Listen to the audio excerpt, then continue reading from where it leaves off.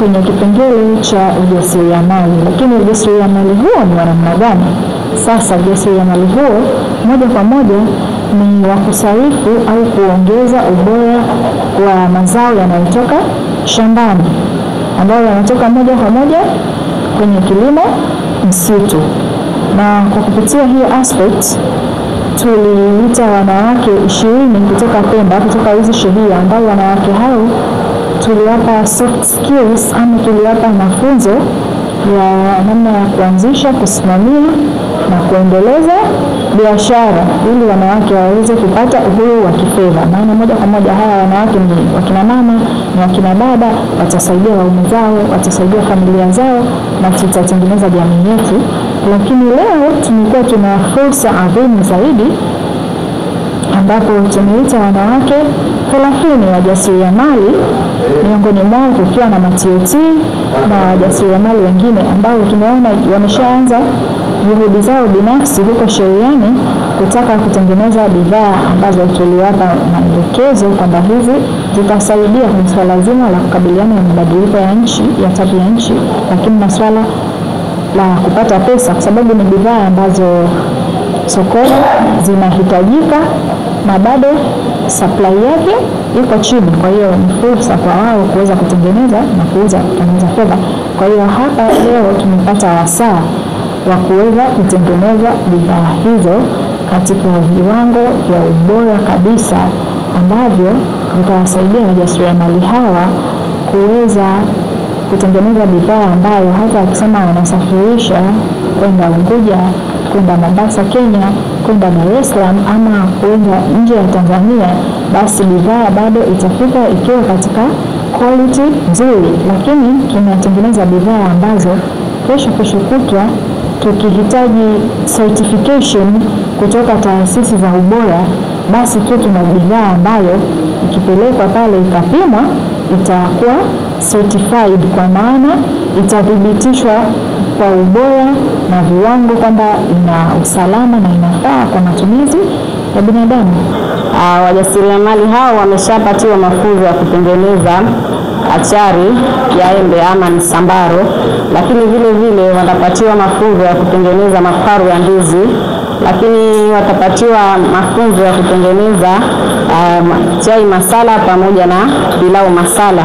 Lengo hasa ni kukabiliana na mabadiliko ya tabia nchi, lakini vile vile kuwapatia kipato kwa ajili ya kukidhi maslahi yao binafsi.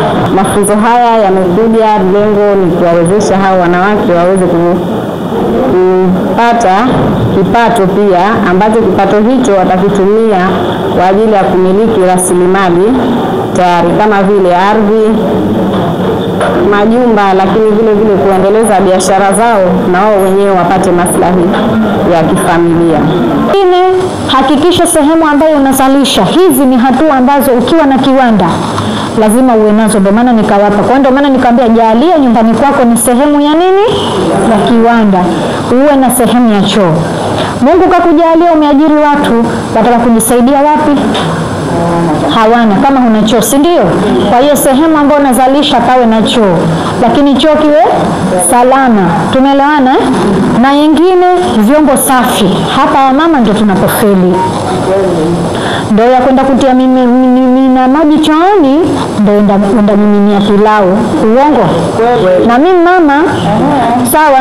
Kwa hiyo hakikisha unaponunua vitu vyako, kuanzia leo utakapoviona vitu, na nina beseni langu, mwiko wangu, chumvi, sijui dishi, sijui kitu gani, kila kitu uhakikishe hivi. Hata kija jirani mwambie hili sikupi abadani silamu. Hata kutelekewa maji usiruhusu. Ujue hivi ni vyombo vyangu kwa ajili ya uzalishaji tu. Kwenye mafunzo haya ya ujasiriamali, muono wangu ni kwamba yanaenda kutukwamua kwanza kiuchumi na kutuwezesha wanawake kujitegemea katika shughuli zetu za kimaisha. Shughuli hizo ambazo zitaweza kutusaidia sisi katika jamii pamoja na malezi mazima ya watoto wetu, maisha ya sasa na ya baadaye.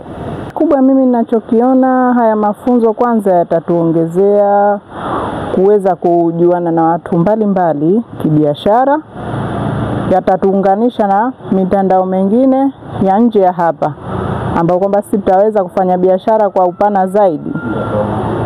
ili kukuza biashara zetu hizi ambazo kwamba zimekusudiwa hapa.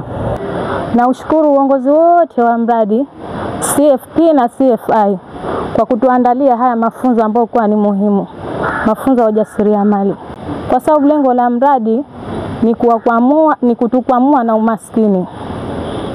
Kwa hiyo pindi ambapo kwa haya masuala tuliofahamishwa tutaenda kuyafanyia kazi, itakuwa ni chanzo wapo kimoja cha kutupatia kipato, kujiendelesha kimaisha, pia kupunguza hali duni ya maisha, kuwa tegemezi kwa wanaume kwamba kila kitu ndio wewe uletewe tu, wewe kama umetulia tu ndani bila kufanya chochote. Jina langu naitwa Mafunda Mjawiri Hamadi, natokea Mchanga Mdogo. Nimetoka huko kwa kupewa taarifa ya kuja mafunzo Minyenyeni. Ni kwa namna gani haya mafunzo umeyapokea? Mafunzo nimeyapokea vizuri kwa namna yalivyofahamishwa na vile tulivyokusudiwa kupewa. Matarajio tulionayo ni kukaa pahali pamoja sisi na jamii iliyoko nyumbani waliokuwa hawakuhudhuria hapa, tukawapa haya mafunzo na tukakaa kitu kimoja ili kuanzisha kile kilichokusudiwa.